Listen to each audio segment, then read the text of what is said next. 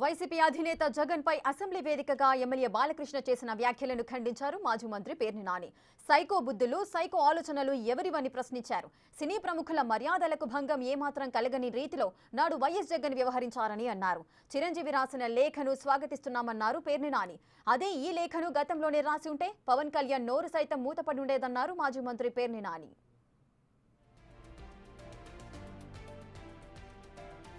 బాలకృష్ణకి బాధ ఏంటంటే ఇప్పటికే చచ్చిపోతున్నాడు బాలకృష్ణ.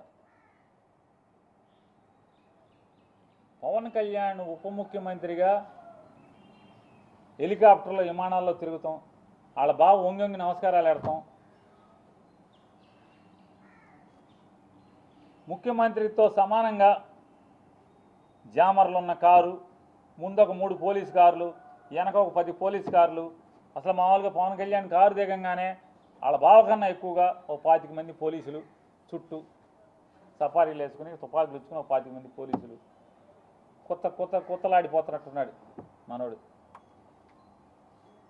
మామూలుగా ఉడుకుతున్న అన్నానికి అడుగుని చెగలేపితే మామూలు పొంగు వచ్చినట్టుగా లోపల మ్యాన్షన్ హౌస్ ఫుల్లుగా.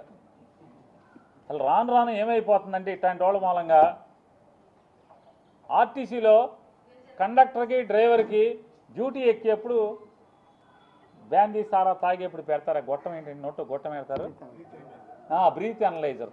ఆ బ్రీత్ అనలైజర్లో అసెంబ్లీ గేట్ కాడ కూడా తలుపు కాడ కూడా పెట్టాల్సిన పరిస్థితి వచ్చేసింది. రాబోయారు ఇక మామూలుగా ఇట్లాంటి వాళ్ళు ఉంటే ఇక అంతే కదా, ఏమవుద్ది. అసెంబ్లీ తలుపు కాడ లోపల తలుపు తీస్తారు మామూలుగా హాల్లోకి లోపలికి వెళ్ళి అక్కడ బ్రీత్ అనలైజర్ పెట్టి ఎమ్మెల్యేలను కూడా లోపలికి పంపించాల్సిన పరిస్థితి వచ్చేసింది కదా.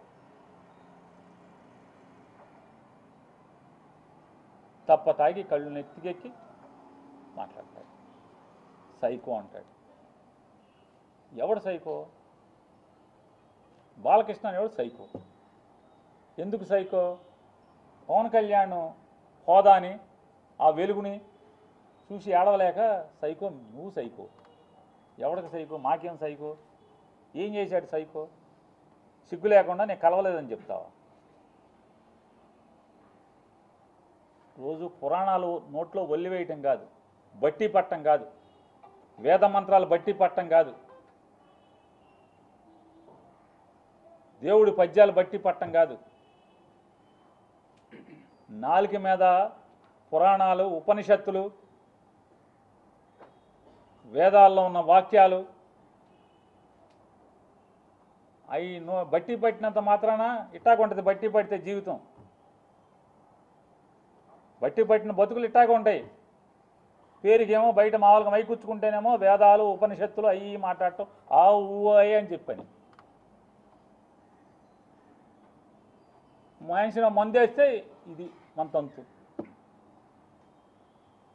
సాక్షాత్తు బాలకృష్ణ నాతో ఫోన్లో మాట్లాడాడు,